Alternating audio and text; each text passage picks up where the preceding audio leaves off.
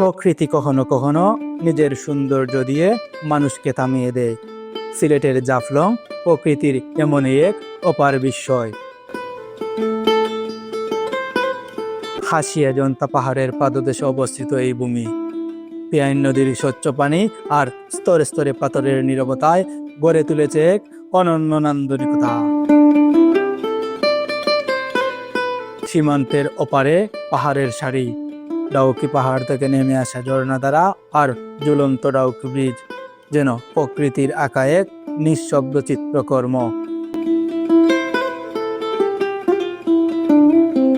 এই সৌন্দর্যের টানে প্রতিদিনই এখানে ছুটে আসে মানুষ, কেউ পরিবার নিয়ে, কেউ বন্ধুদের সাথে একটুখানি প্রশান্তির খুঁজে। প্রকৃতি কন্যা হিসাবে সারা দেশে এক নামে পরিচিত সিলেটের জাফলং। আমরা অবস্থান করছি সিলেটের জাফলংয়ে। নয়ানবীরাম দৃশ্য দেখতে আমাদের জাফলং অন্যতম। আশেপাশের দৃশ্য, লক্ষ লক্ষ মানুষ সিঁড়ি বেয়ে নিচে এবং উপরে উঠছে, এবং পিছনে যে ডাউকি ব্রিজ রয়েছে ঝুলন্ত, সেই ব্রিজে দেখতে এবং নদীতে সাঁতার কাটতে লক্ষ লক্ষ পর্যটক দেশের বিভিন্ন প্রান্ত থেকে এই জাফলংয়ে প্রতি বছর এসে ভিড় জমায়, যেখানে প্রকৃতি আর মানুষের আনন্দ একসাথে মিশে যায়।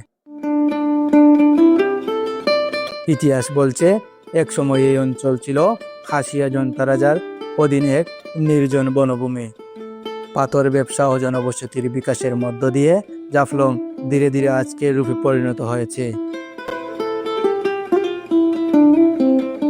ঈদের এই সময় জাফলং হয়ে ওঠে এক উৎসব মুখর মিলন মেলা।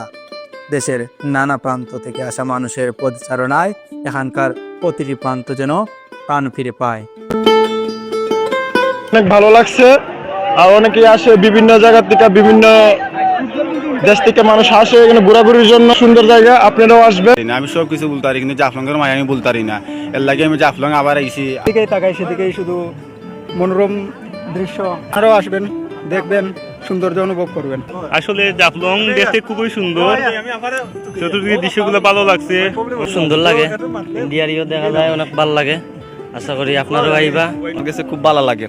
জাফলংয়ের যেন প্রাকৃতিক সৌন্দর্য আমরা বারবার লেখা মুগ্ধ করে, যার কারণে আমরা না ইয়া পারি না।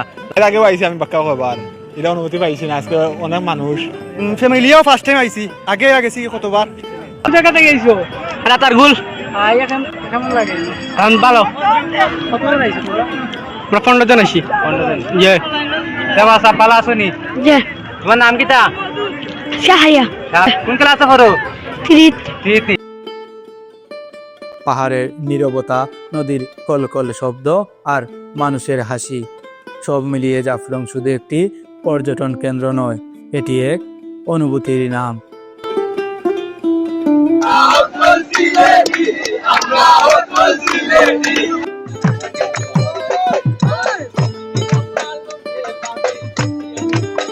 সিলেট ভ্রমণে এসে জাফলং না দেখলে ভ্রমণ যেন অসম্পূর্ণই থেকে যায়।